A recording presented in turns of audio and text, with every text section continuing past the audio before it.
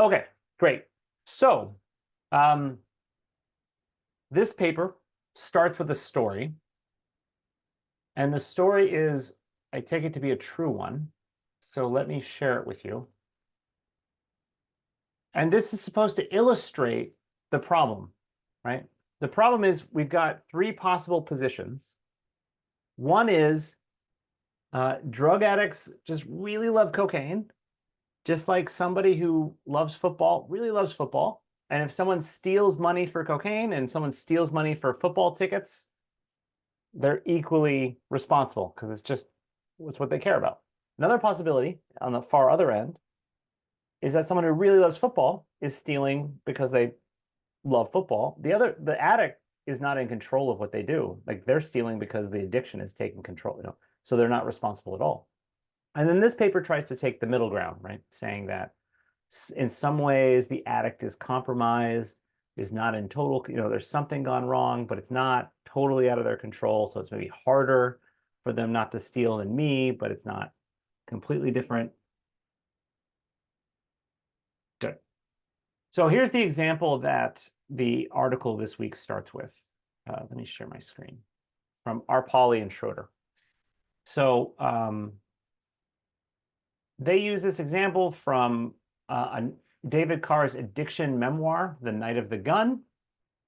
So it's the story of how one cold November night in Minneapolis, Carr put his infant twin girls into snowsuits, bundled them up into his car, and drove to a house that specialized in dealing cocaine for intravenous use. So here's his words describing what he did. I'll zoom in here. I could not bear to leave them at home, but I was equally unable to stay put, to do the right thing. So here we were, one big happy family parked outside the dope house. It was late, past midnight. Then the junkie math started. Addled moral calculation woven with towering need. If I went inside the house, I would get what I needed or very much wanted.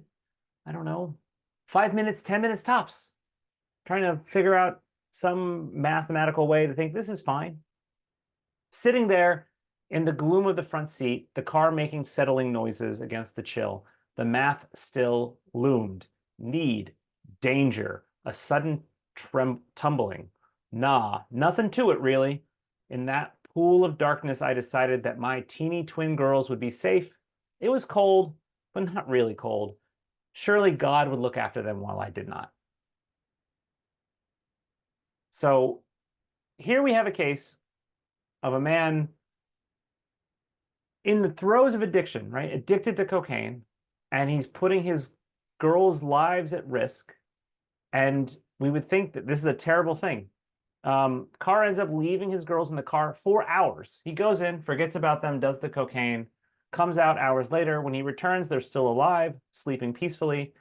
He gets lucky, but we obviously think that he did a wrong thing. But we seemingly want to say what he did was the result of his addiction, or at least that his addiction partially excuses him. Because imagine this same story. Imagine this same story, but not told about somebody who's addicted, but instead someone who just really loves football.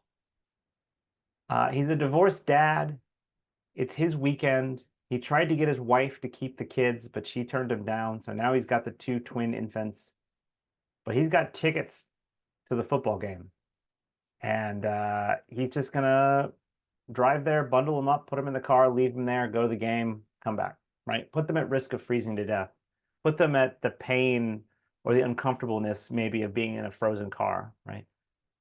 Does the guy who does all of this because he just values football more, just that he wants and enjoys football more than he cares more about watching football than he cares about his children.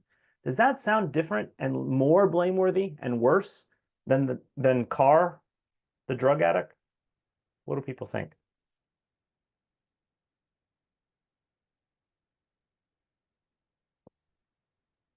Red Bull. I'll let people type things in. You can also interrupt me if you want to talk.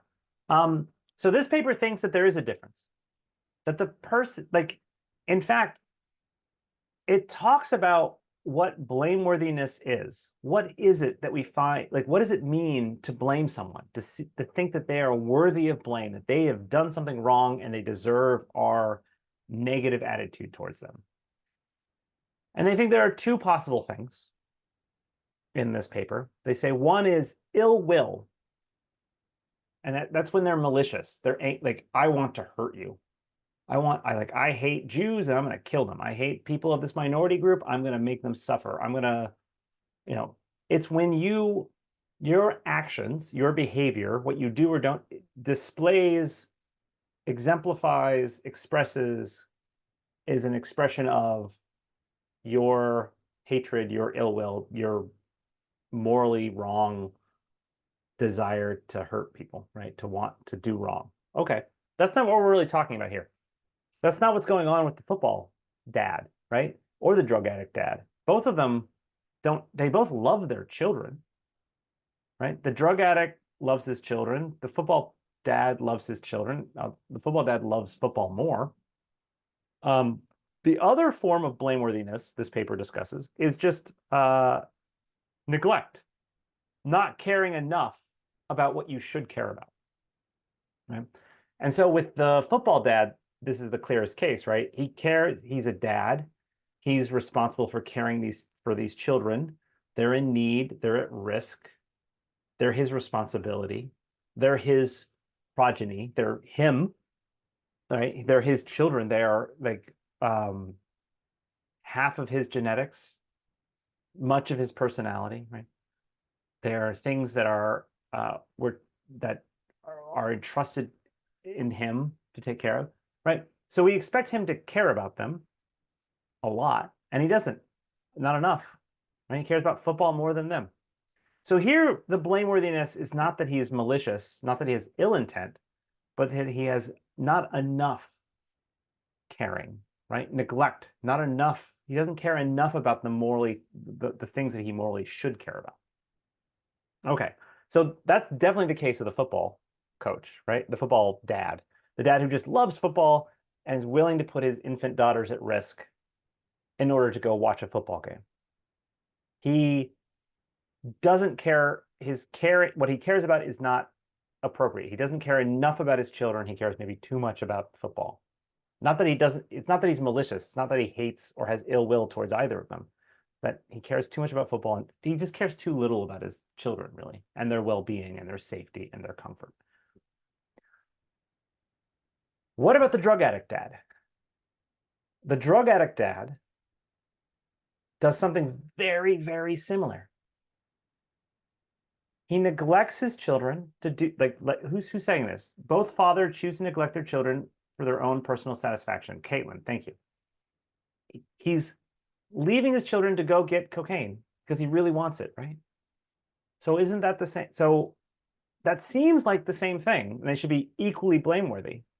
One dad loves football, the other one loves cocaine, and that drives them to do something, to not care as much about their children and go do the thing they really care about, cocaine on one hand and football on the other. So they might be equally blameworthy. Okay, so this paper wants to say, they want to say something in defense of the drug addict. They want to say, no, there's something different going on with the drug addict. There's something different about how the brain is driving them to do what they're doing. In particular, what this paper argues is that the drug addict doesn't really desire cocaine all that much. They love their children. They value spending time with their children. They value the well-being of their children just as much as anyone else. And they actually don't really value cocaine. They don't really enjoy cocaine all that much, right? So actually their value system and their desires are perfectly fine. So what's going wrong with their behaviors is not the same thing as with the football dad. The football dad just loves football way more than he loves his kids. So the reason he abandons his kids is that he loves football more.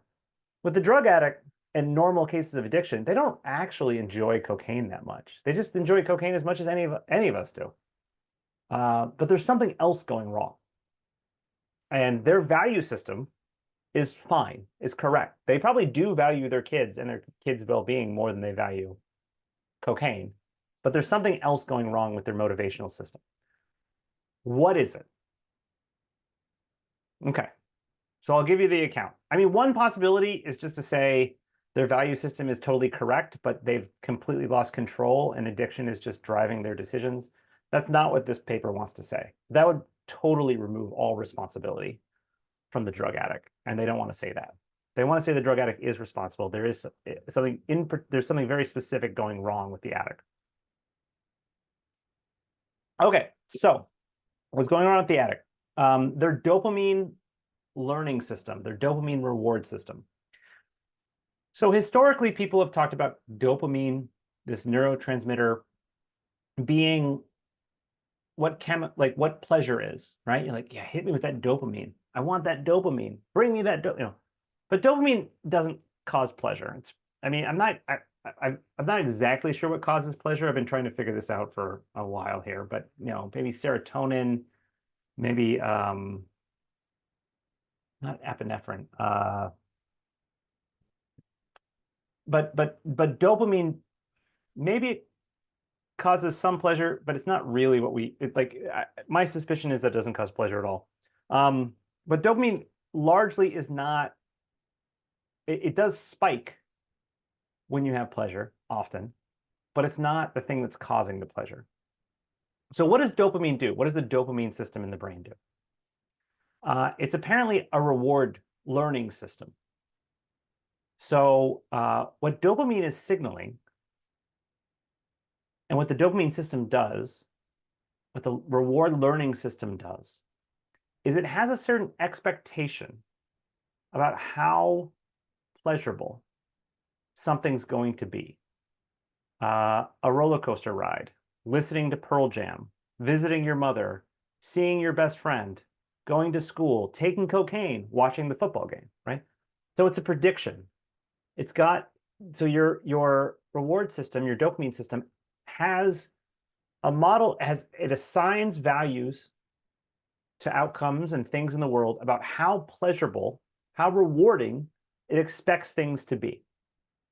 And it motivates you to do those things based on those expectations. It lowers your inhibition to do them.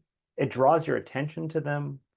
It makes it easier to do them. It drives you, regardless, you're not experiencing the pleasure yet, right? It's not giving you it's just saying this thing is probably going to be pretty pleasurable. So let me help your whole attentional subconscious notice opportunities to do it, have thoughts about how to accomplish it, have a lower inhibition to accomplish it, be more focused when you're trying to do it, right? Let me just help you in every possible subconscious way of doing this thing because the reward system has assigned it a pretty high value of expected pleasure, expected reward. So the reward system assigns a lot of value to something. Okay. How does it come to do that? Well, the way it does that is through dopamine, this dopamine release. So when you eat chocolate for the first time, super unexpected, never had it, I don't know, this is like brown thing. Okay, I wish I had a video of like infants trying ice cream for the first time or chocolate for the first time and seeing their face light up, right? So what happens when you have an unexpected pleasurable experience is you get a flood of dopamine. And what that's doing is teaching your brain that this is something it should expect to be pleasurable, that it did not expect it. The prediction of this thing being pleasurable was 0, and it turns out it was like a 30. Crap, that was really good. Okay, raise it, flood of dopamine. Now it still doesn't match how pleasurable it was, assuming it was chocolate. So then you need to eat chocolate again. Now your expectation is only at 10, and the chocolate is like a 30 of pleasurable. Oh, wow, that's still still better than I expected, goes up. Eat chocolate again, still not what I expected, goes up. And then eventually they match. And now when you eat chocolate, there's not a flood of dopamine. You still get the pleasure. It's still rewarding, but dopamine doesn't get released. It stays the same level because dopamine is the brain's signal that something was better than expected. And that the brain needs to, because it was better than expected, the idea is that the brain realizes, oh, I'm not paying enough attention to that. I thought it was this valuable. Turns out it's more valuable than that. I should probably devote more attention to it, look out for it more. Let me like kind of like devote more resources to paying attention to this thing and pursuing it. Maybe be a little bit more willing to and motivated and maybe a little lower the inhibition. Like if it's hard to do, maybe be more willing to pursue it anyway, right? So dopamine is your brain's way of saying, hey, hey, hey, we have been undervaluing this thing. Subconscious systems, maybe like let's raise the value, let's reorient towards it a little bit more intensely. And the dopamine release every time you have it, it increases, there's a flood of dopamine, but it increases the value your reward system judges that thing to have a little bit, a little bit, a little bit until it matches. And then it stops. It's learned all it needs to learn, right? It's correctly judging how valuable it is. Your subconscious is sufficiently directed towards it. You're paying attention to it enough. Your periphery, your subconscious is thinking about it appropriately, right? It matches how valuable it is. So when it comes about and it's just as good as you expected, your system says, cool, I think we're oriented towards it. We're directed towards it. We're motivated towards it. We have everything focused on accomplishing it accurately. So leave it as it's pleasure happens, but that was expected pleasure. Cool. Don't need to change anything. We got it right. And you can have it a million times. It's not going to change, right? You will pursue it to the same degree as before because it's every time you have it, it's as good as you expected it to be. Addictive drugs don't work like that. Addictive drugs have a couple different features, two different features. I mean, one is not that important. The second one's the real dramatic difference. So one difference, I suspect that this is different. There's other things other than addictive drugs that this is true of. But for many things, whether you view them as rewarding depends on how you think about them. So if I fucking hate Steve and Steve shows up, I'm not going to get a dopamine release about Steve's approach, right? I'm like, I fucking hate Steve. I can't believe he's here. So like, and if you love something, like you're excited about somebody, you think they're awesome and you're happy they're there, or that you might get a job because they might hire you, or you want to network with them and they're here, you're going to have a dopamine, great, this is great, they're here. But cocaine works differently. I suspect that lots of things work differently. Chocolate's probably true. This is probably true of chocolate. It doesn't matter if you hate cocaine, you're gonna get a dopamine release, right? It's just direct. Like you can be like, dopamine's like, drugs are evil. No one should ever do drugs. I hate drugs. I never want to do drugs in my life. You do a line of cocaine and your brain says, that was awesome, dopamine release, right? So it doesn't matter what your interpretation of the value of the thing is, right? Drugs bypass that and just directly trigger that this was a rewarding experience. I think that's true of a lot of things, but for many things it's not true of, right? Like it depends. Like for many things, you getting fired from your job, that might be relieving. Oh, thank God! I never had the guts to quit this job, so you find that as a positive thing, dopamine release, right? Maybe you're more willing to quit jobs in the future and you're willing to take more risks because you had a dopamine release when you got fired, right? So, other people, they get fired, like, oh, this is terrible. I love my job and I'm insulted. I can't believe my job didn't think very highly of me. Dopamine drop. It's going to make you less, more motivated to not lose your job in the future and to avoid being fired. Right. So your dopamine system, the training system, will depend on what you think about, how you conceptualize, whether you value what you are happy about or hate, whether you are whether you think it's good or bad that you lost your job. For cocaine, it doesn't matter whether you think cocaine is good or bad. Your reward system is going to treat it as good. I bet you the same thing is true of chocolate and some other things too. But chocolate's not addictive, not like cocaine, because there's this other crucial feature that cocaine has, that opiates have, that alcohol has, that nicotine has, which is that your reward system never learns. It thinks that every time you do cocaine, it's the first time you've done cocaine. It always thinks that that you have underestimated how great this thing is. So remember, I talked about chocolate. Here's what happens with chocolate. Never had chocolate before. Here's something you have no expectations for. Here's my expectation line. And here's how pleasurable eating chocolate is. I'm going to rate it as a 30. 30 of pleasure units. You eat the chocolate, you're like, wow, 30 pleasure units. I experienced 30 pleasure units. That's awesome. Dopamine release. Why? Because my expectations didn't match how pleasurable it was. I eat it again, dopamine release. Now my expectations are higher. Still not matching. Okay, eat it again, dopamine release. Now my expectations match. Next time I eat chocolate, still 30 units of pleasure, still very pleasurable, no dopamine release. And the dopamine is responsible for driving my behaviors towards eating chocolate, my attempts to pursue it, my thoughts about it, my maybe obsessive thoughts about it. My subconscious is looking out for opportunities of doing it. You know, how excited I am to do things that might bring me chocolate, right? How motivated I am to look for chocolate, or how many difficult things I'm willing to overcome to eat chocolate, right? But once my reward system has a correct expectation about how pleasurable chocolate's going to be, it stops. What happens with cocaine?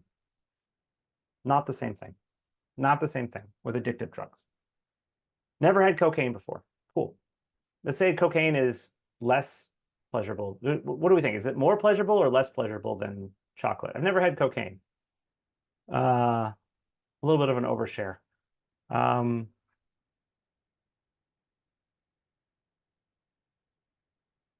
don't know. No, beer. I like beer more than chocolate. Maybe I don't. Maybe I like beer less than chocolate. I don't really know. But let's say chocolate's 30. Let's put beer at 20.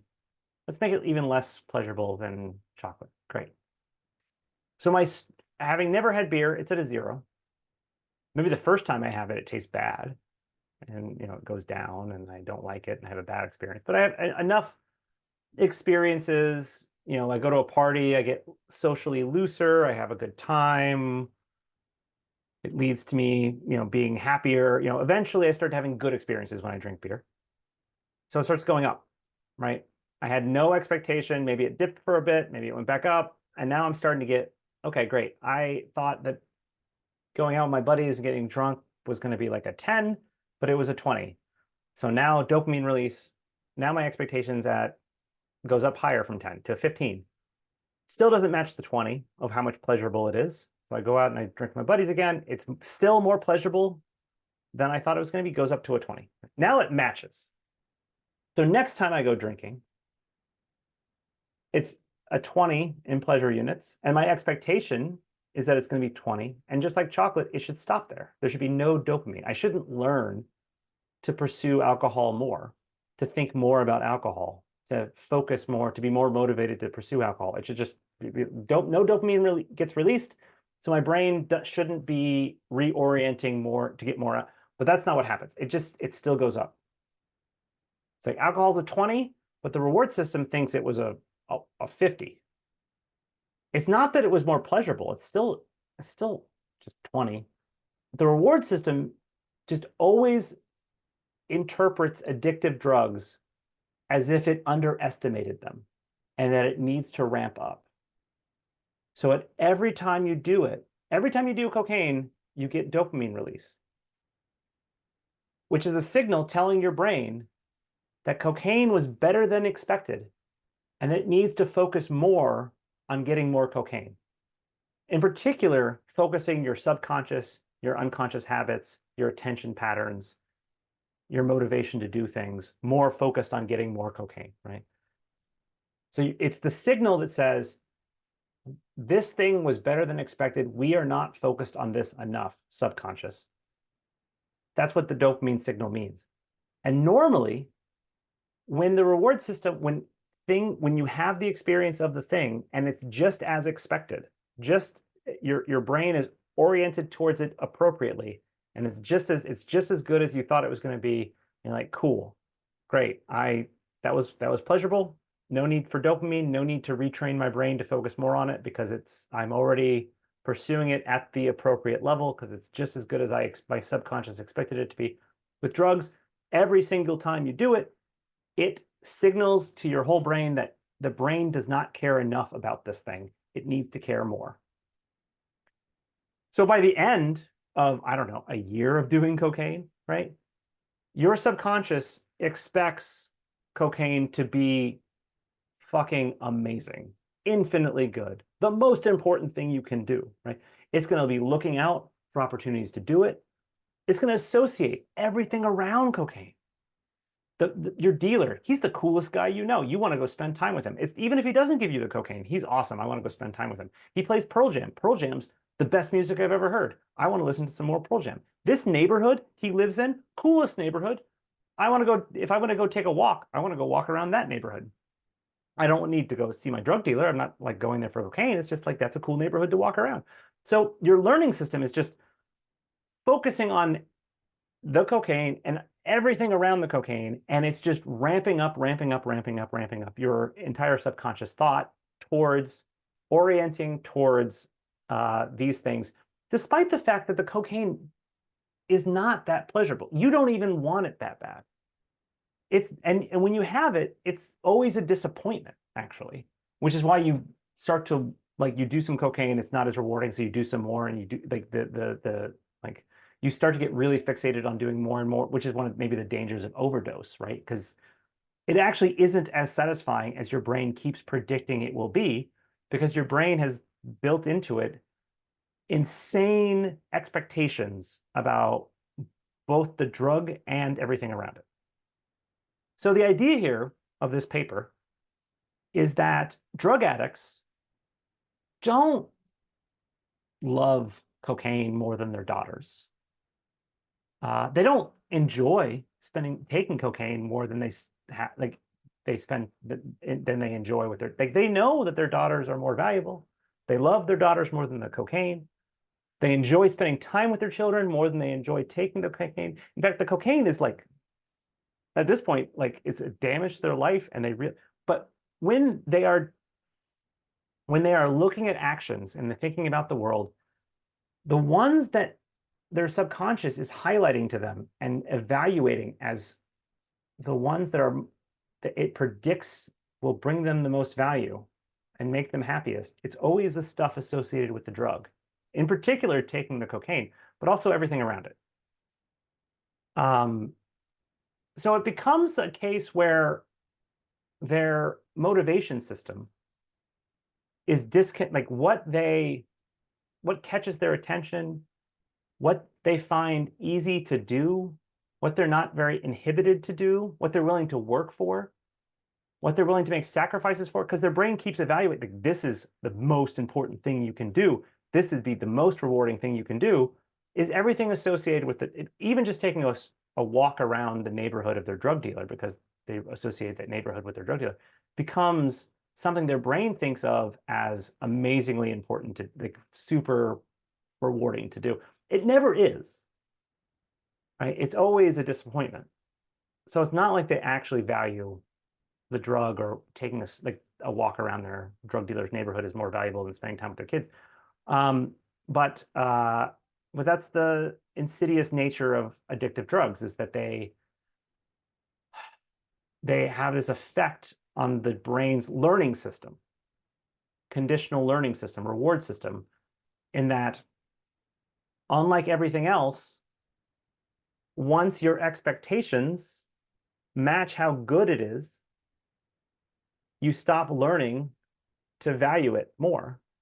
But with drugs, every time you do it, it just keeps going up, and your brain just keeps your brain always gets the dopamine signal, which says, we did not value this enough. We need to value it more. Let's focus more resources, build more subconscious orientation towards it. Okay. So that's why Schroeder and Arpaly think that drug addicts are less blameworthy than other people. Like, so the guy who just loved, like, just imagine a guy, he just loves football. He doesn't care about his kids. They're loud, they're annoying. Yeah, I'm responsible for them, but I was responsible for a dog, and I let that dog die. And my plants, who cares? I neglect responsibility, but I like football. I just want to go watch football. That guy, his value system is he just enjoys football more than he enjoys the thought of caring for his kids, right?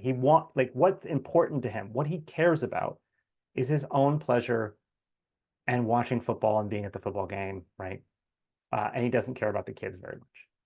And Arpaly wants to say, and Schroeder wants to say, that's the paradigm example. That is the worst. That guy is blameworthy. He is not caring about the things he should care about, and his actions show it. He does a bad thing out of a lack of caring about the thing he should be caring about.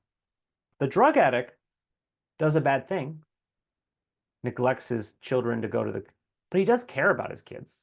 It's not out of a lack of caring. It's not even that he likes the cocaine more than his kids.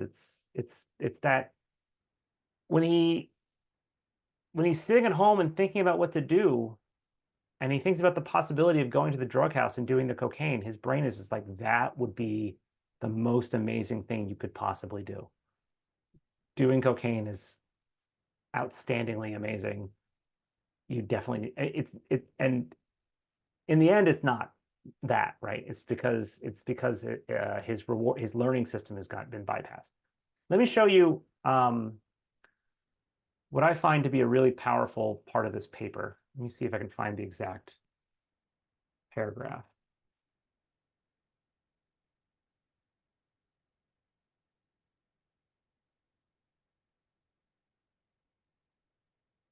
So in this paragraph of the paper, Arpaly and Schroeder are talking about these experiments on monkeys, where they just talk about how you can give the monkeys cocaine water, it causes a spike in dopamine. If you ring a bell before you give them the cocaine water, the dopamine will spike when they hear the bell. It actually won't continue to spike once you give them the cocaine water. It's just like as soon as they expect it to come, the dopamine spikes. So it's about expectation of reward, not the actual reward that causes the spike. And so they're just talking here about how difficult it can be to free yourself of an addiction. Because notice the monkeys with the cocaine water and the bell, it's the bell that causes the dopamine spike, not eventually it's the stuff around it. And so somebody might say, I am not going to do cocaine anymore. I have quit. Okay. And they're super consciously on guard. Every time I'm offered cocaine, I'm not going to do it. I'm not going to put myself in a situation where I'm going to, okay, good. But you know how much unconscious behavior you engage in the day? Like 80%, 90% of the stuff you do, you're not paying attention to. You're not on guard. You're not specifically choosing. Like I just moved my arm left to the right and then right to left. I didn't choose whether I moved to left first or right first. I didn't choose whether I grabbed this cup with my right hand or my left hand. If I take my glasses off, I didn't choose. I just did it with my left hand. I didn't choose consciously left or right. That was my like so many things you do are just your unconscious systems. Almost everything you do. Your conscious mind is doing very little. So just think about if your unconscious mind, remember the reward system is mostly focusing your unconscious mind and how it's guiding you. It hasn't just been trained to treat cocaine as infinitely valuable. It's also everything around it. So the old friend who you bought the cocaine from, spending time with him, also infinitely valuable. He always listened to Pearl Jam when you were over there and he was giving you drugs, also infinitely valuable. The neighborhood he lives in, if you're unconsciously going for a jog and you're like, I'm just going to go for a jog through the city. I don't have a planned route.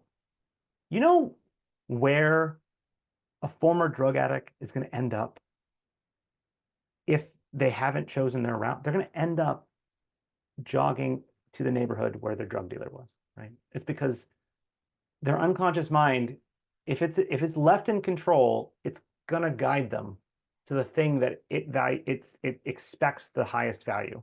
And drugs and everything around the drugs is going to be the thing that it's. So it just takes an enormous amount of conscious focus and vigilance to guard against all of the things that are just going to put you in a position to relapse.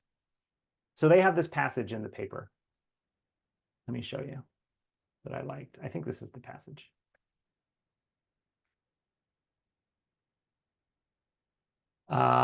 Just as a light came to be a predictor of juice for the monkey, so too things associated with addictive drugs come to be predictors of the positive event, the acquisition of the drug.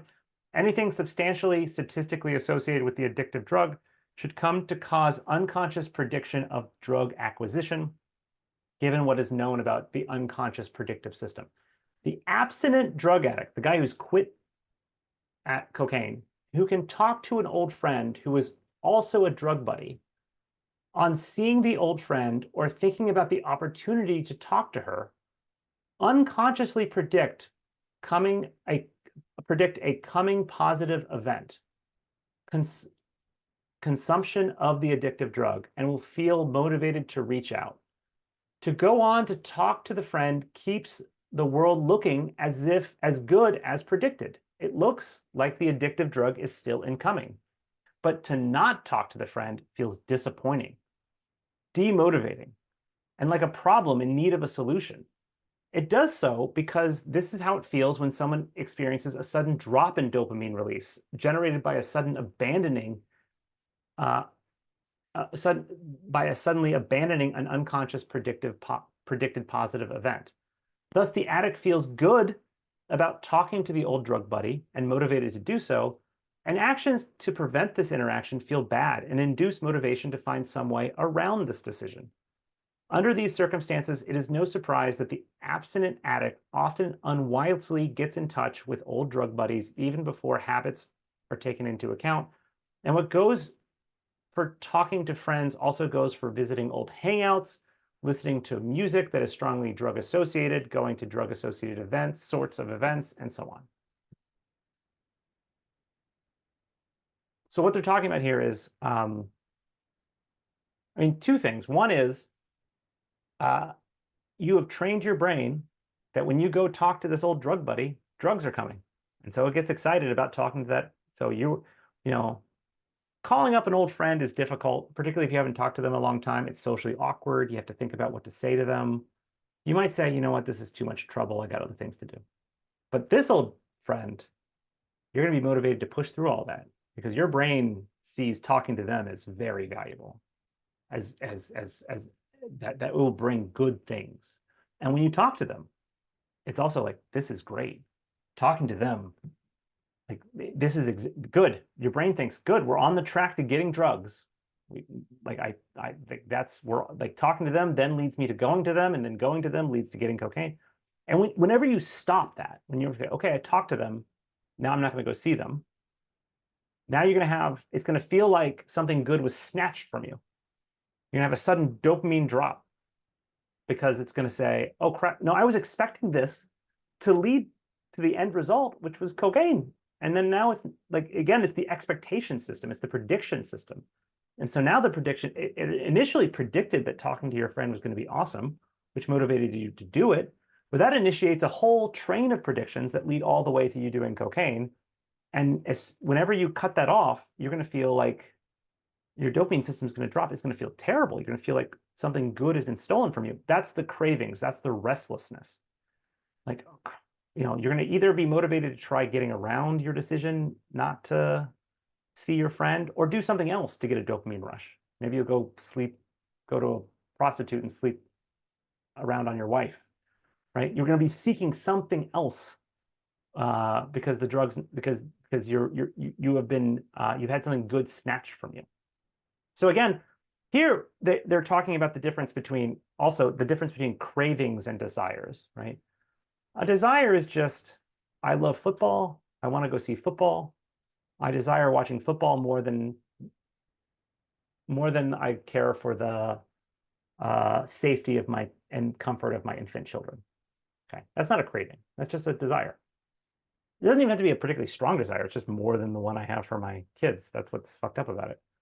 A craving, at least in this paper, is defined as when you have an expectation of something good incoming, your reward system's like, this is great, more rewards are coming, and then the disappointment, right? The prediction doesn't come true.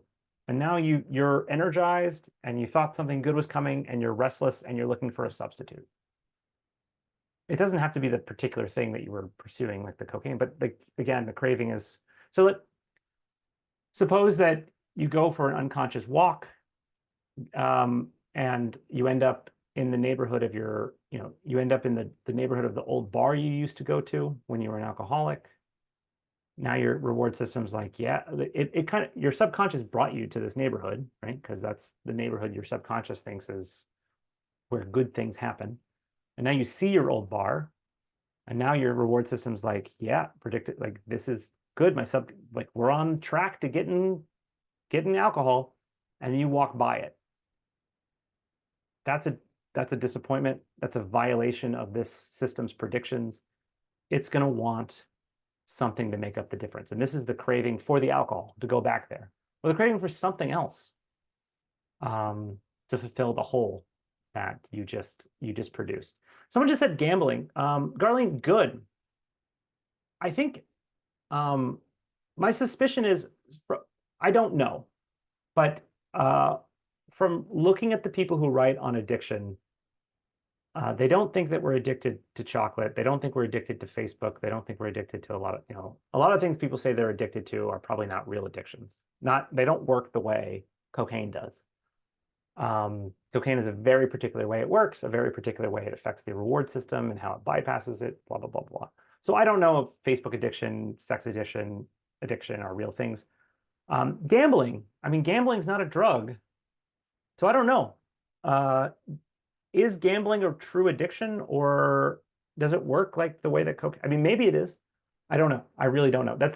Gerline, I think that's, if we take cocaine and opiates and alcohol and nicotine as our paradigm examples of addictive drugs that have this effect on people, cool. Gambling is very different. It's not a substance I take. It doesn't like release a chemical in the, like, so why do we think of gambling as also an addiction? So maybe gambling has to have some special story. Maybe it does have the exact same effect as cocaine. I mean, it has to work somewhat differently because gambling's not but maybe gambling releases some other chemical in the brain, which has the same, I don't know the story for gambling. So Gerline, thank you. That's a really good, but we should have these sorts of debates about, like, is sex addiction a real addiction? Is video game addiction? I don't think video addiction, there is no such thing as video game addiction. Whatever is underlying that, it's much more like the person who just likes football more than their kids, maybe. But gambling, I suspect that you're right, that gambling does have this way in which, because, good. So Melissa, you have a good point. Because remember, the reward system, the way it works is unexpected, right? Unexpected positive results. So gambling works that way, right? Like you get surprised when you win, and you just expect to lose. Every time you play the lottery, you expect to lose. Every time you pull the lever, you're like, I'm probably going to lose, or I'll get some small reward. And when you get a big reward, whoa, dopamine release. So maybe the way in which gambling works is that it's like you discount the losses, and you have a large, like, there are certain people who are genetically disposed to overly value, like their dopamine system just ramps up when they, I don't know, I'm making this up as I go, but I can see how gambling could have a similar effect on the reward system as cocaine, but it won't be a chemical story, right? It won't be like cocaine. You'd have to tell some story about how cocaine has this chemical effect, crosses the blood-brain barrier, gets involved in this part of the brain, and causes this misfiring, so that the reward system always goes up and up and up. For gambling, it's got to be something not like it's got to be something about the way gambling works, and maybe something about people's genetics. Right. So good. Yeah, you're right. So gambling does involve the reward system. And remember that the reward system, the dopamine release only happens when it's unexpected, right? Chocolate, your brain stops learning to value chocolate more because when you eat chocolate, it's as good as you expected it to be. But with gambling, you can imagine a story where, you always just sort of maybe it's something about people just always expecting to lose. And then there's a sudden victory. And, there's a way in which that could, maybe hack the reward system. Yeah, I do love this discussion of gambling. You're going to have to think about this on your own because I don't know. I'll look more into this because I'm curious too. I'm really interested in the idea that cocaine's addictive, and people say video games are addictive, and we're not talking about gambling video games. So not, whatever CS:GO where you buy a loot box and maybe, but let's just say, video games where you're just playing Super Mario Brothers, or that doesn't involve gambling. I don't think you can be addicted to video games. I think you can be addicted to cocaine. Gambling, I think you can be addicted to as well, but obviously that works differently from cocaine. But I'm curious about what's the different mechanism for what's going on in these different cases. People can care too much about video games, but people can care too much about football. Doesn't mean it's an addictive drug, just like cocaine. It doesn't mean that it works in the way that drugs do. Noticeably, also, depending on what account we give is going to affect how blameworthy we think people are, right? If somebody, according to Arpaly and Schroeder, if someone leaves their kids in a dangerous situation and like in their car in the freezing cold to watch a football game because they like football more than they care about their kids' safety, they're fully blameworthy. You might think the same is true of somebody who does that for video games. But they're claiming that we should not hold somebody fully responsible if it's because they're addicted to a drug, because the drug doesn't mean that they care about their kids too little. It's that the drug is fucked up. The drug hasn't screwed up their desires or their value system. They still value their kids more than they value taking the drug. They still enjoy spending time with their kids' safety more than. The problem is that their subconscious expectation system is all out of whack. Good. I mean, so you say football is a hobby, but so what's the definition between a hobby and an addiction, right? And they're claiming that an addiction has this very particular way in which it hijacks the dopamine system. They're not necessarily right, by the way.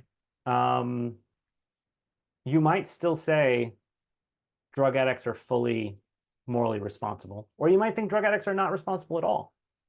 But this is an attempt. What's nice about this paper is it combines research on how our brains work, how the reward system works, what dopamine does, with philosophical accounts about blame and questions about responsibility, with this very interesting phenomenon of drug addiction.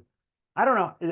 Has anybody had close experience with drug addiction or any sort of addiction in their lives, either themselves or someone around them? I mean, I grew up in the opiate crisis.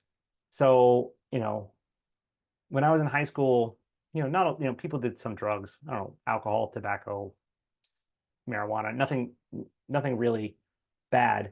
But then after we graduated, people became addicted but lots of people went to doctors and got the painkillers, the opiate painkillers. And then the doctor stopped prescribing it. So then they went and got opiates off the, so my like the 20 years after I finished high school, every 5 years or so, somebody from my high school shows up at my parents' house being like, you remember me? I went to high school with your son. I'm living out my car. Can I get some money? And they've been addicted to like this opiate crisis has been like, and I know people whose brothers, have been kicked out of their house because they just kept stealing things from their parents' house and selling it. They're in the deep, deep throes of this sort of addiction. Um, it doesn't seem like they're in control of themselves. Uh, it doesn't seem like they're fully responsible. It doesn't seem like it's not just like the asshole who doesn't care about people around them or doesn't, it seems like they have been transformed in a way that doesn't make me hate them in the way I would hate someone who just doesn't, who lies and steals and cheats, and they're miserable. And they're betraying people and stealing, and they're trapped in some way that makes me feel like I don't blame them as it's sad more than angering, right? It's angering towards the doctors and medical, companies that are responsible, the Sackler family in particular, who's responsible, Purdue Pharma, that's responsible for the opioid crisis in the US. But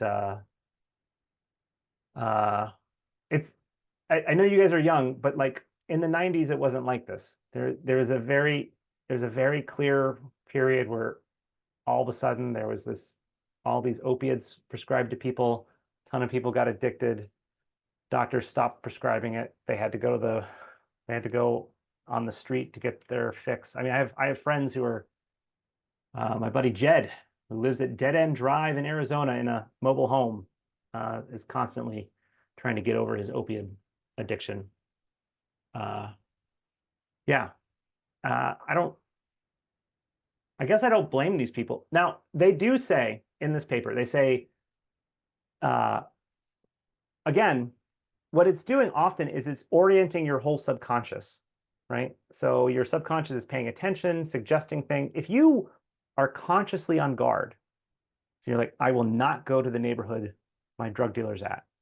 I will not hang out with people I was doing drugs with. I will avoid, like, and you are constantly on guard and adopt a strategy, you can successfully avoid all this stuff, right? And so they say if you care, that it is somewhat to the blame of the drug addict, right? Because the drug addict can enroll in a recovery program, cut out of their life all of their drug dealers, avoid, like just if you haven't, you can consciously do things.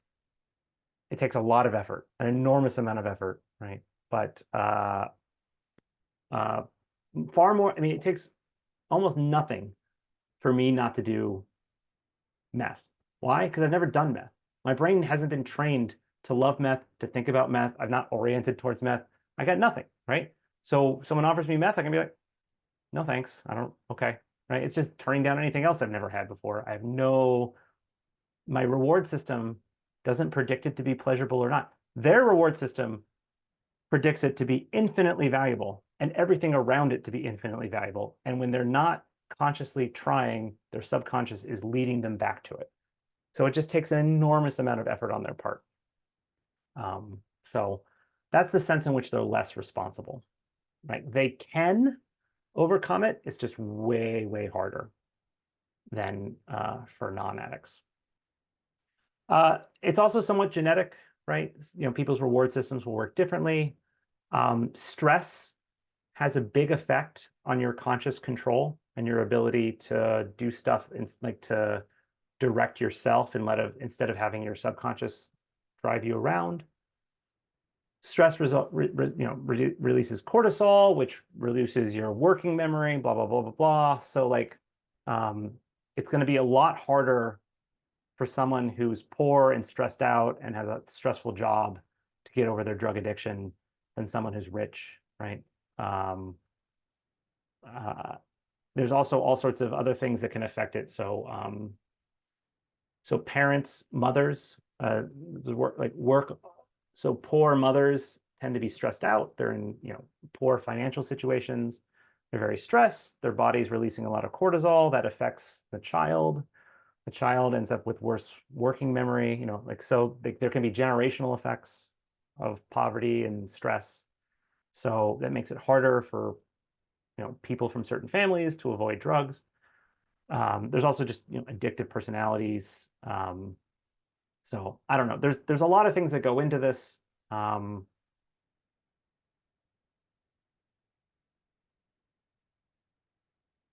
I don't.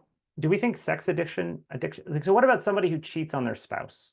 Has anybody been? Oh, I don't want to ask this question, but you can volunteer if you want. Been cheated on by a partner, a boyfriend, or a girlfriend, and they're just like, oh, but that other person was really attractive. That's not addiction, right? Presumably,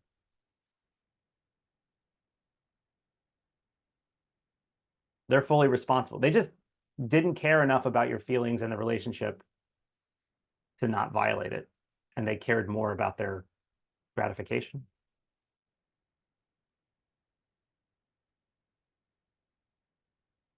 I wonder about caffeine. I think caffeine's addictive, right? Am I wrong about that? I'm not sure if caffeine has the same, obviously not as strong maybe as other things. Um, yeah, so it's like, is it like this paper wants to make this big difference between someone who just likes football more than their kid's safety? That's a moral issue because they value something more than something else. So when like if someone cares more about self-validation by having sex with somebody who shows them attention or or sexual gratification or whatever, more than respect for their girlfriend or keeping their word or boyfriend or whatever, right? That I think that those will all be fully blameworthy. So what are the things that we're willing to give if we buy Arpaly and Schroeder's account? What are the things that we think don't show a failure of values, but just that their reward system is screwed up that makes it much harder for them to not do the wrong thing? Cocaine, meth, obviously, nicotine, maybe. I guess meth has to be much more addictive than nicotine. Nicotine's really addictive, but hmm. I wonder what this account says. They don't say anything about this, although this is like a down the line question. It's just like if someone like leaves their children unattended for cigarettes, that seems much weirder than someone leaving their kids unattended for cocaine. Like I think nicotine and cocaine are probably equally addictive. Well, I don't know. I don't know what the levels of effect on the reward system is. There's presumably some story to tell here. I do know that there are two different ways they can work. So like I think cocaine ramps up the amount of dopamine versus alcohol. You end up with a lot of cocaine, but it's just because, or sorry, a lot of dopamine release because the alcohol prevents some other chemical that limits the amount of dope. Like they have, like different drugs have different ways in which they bypass the reward system. In particular, some directly cause a bunch of dopamine, and other ones just inhibit the things that prevent dopamine from getting out of control. Both of them have the effect of the dopamine going out of control, but they work in different ways. I would think that nicotine and cocaine have to have different stories because, you know, people will kill their children over cocaine. No one does that for nicotine, so, or caffeine, I guess. Um, yeah.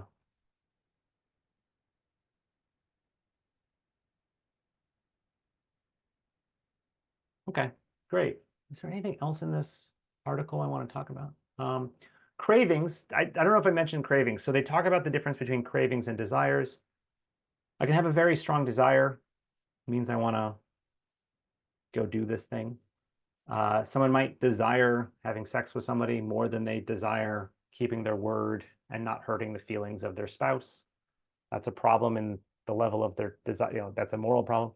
Cravings are slightly different. Cravings are on this claim is that they're the negative feelings that are so when your reward system expects something good incoming, and then it doesn't come, right? I think I mentioned this, right? So you see your drug dealer's house, or you see the bar you used to drink at, but then you don't go in. That triggers this restlessness and this pursuit of dopamine and a pursuit of pleasure. You need something rewarding now because it expected something good coming and that's been snatched away from it. That's the craving phenomenon. Habits, it talks a lot about habits and about how, I mean, I actually think the story they tell about habits in this paper isn't very accurate and not very good. Habits are, okay, this is interesting. In your brain, when you make decisions, right, I can either do this or that. There's a part of your brain up here in the front that evaluates options and makes a decision between them. Or if you think about long-term plans, all right, I can either take this job or that job, or I can vacation here or there, or I can like start wearing my seatbelt every day or not care. You know, again, decisions making, you know, being made up here. Up here, there's a slightly different spot where plans, goals, and habits. And those are 3 different regions.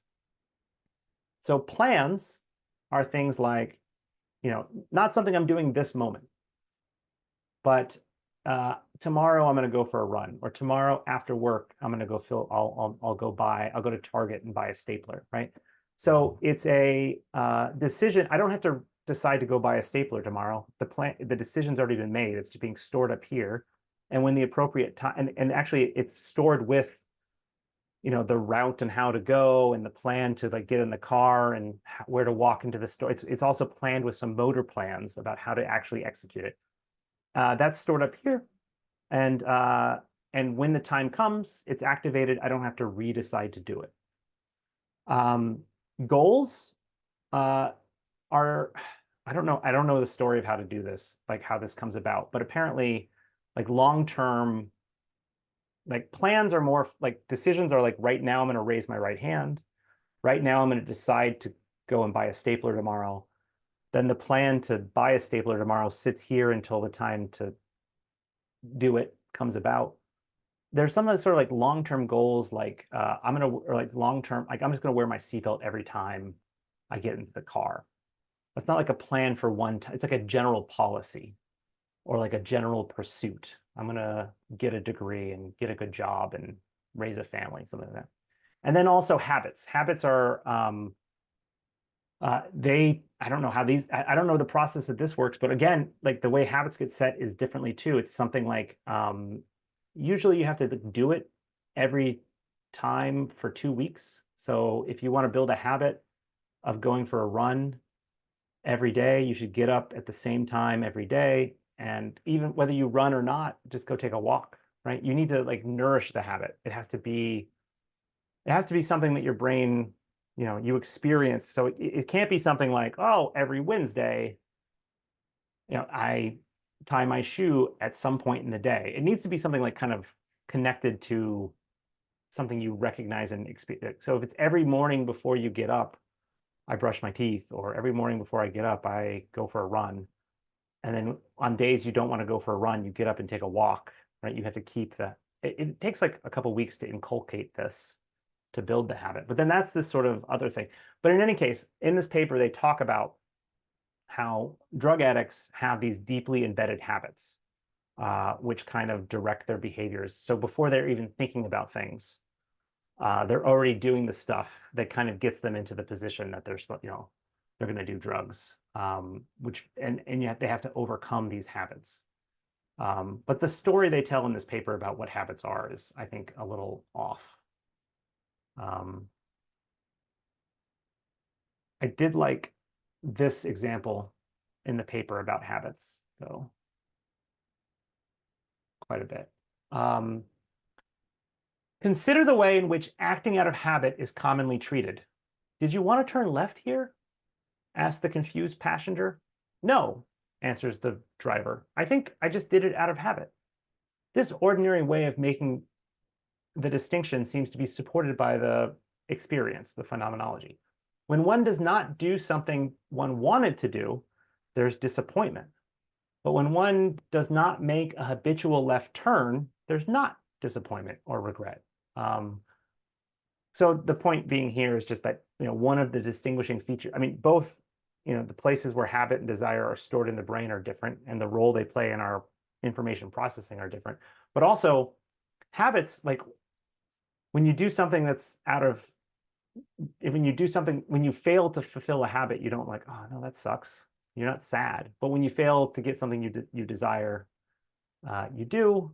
And the claim here is something like drug addiction often involves a lot of habits that are driving you towards the drug. So again, they're just trying to point out the difference between the dad who loves football and is like his desires are screwed up. The drug addict's reward system, their habits, right? It's not that their desires are screwed up. It's these other things that are also inputs into behaviors, but not things that are blameworthy. Okay, I'll stop there. Does anybody have any questions about this paper? Or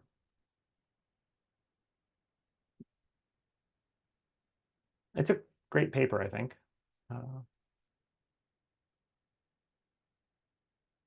Okay, I'll see you guys on Friday. We'll talk a little bit more about addiction, and I'll give the quiz on Friday. I know I've forgotten to give quizzes the last 2 times, but I just have a quick question yeah, about the discussions. Like, when are we gonna start doing those again for like the readings? I know. I have completely dropped the ball on that, and I think I'm just gonna what I'm gonna do is just convert the people who have done them into extra credit, and then abandon it as a requirement. Does that sound okay, Gerline? Because you've done it a couple times.